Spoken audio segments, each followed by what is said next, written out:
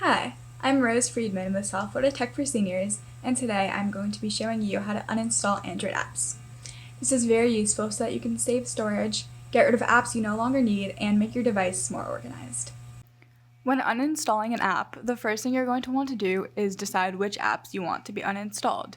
For this demonstration, I'm going to be uninstalling the Dunkin' Donuts app because I do not use it very often and it is taking up storage on my device that it does not need to be taking up.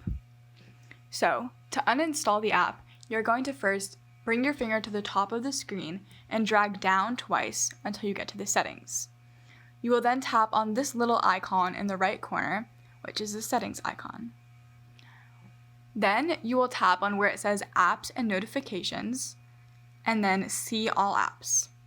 At this point, you should get a list of all of your apps. Next, you're going to scroll down to the app that you wish to uninstall. Again, I'm going to be scrolling down to the Dunkin' app. You will tap on the app and you should then see this. The next thing you want to do is go to Storage and Cache. Here, you're going to tap Clear Storage. Next, you will go back and then tap the Uninstall button in the middle and then OK. After doing this, the app will be uninstalled.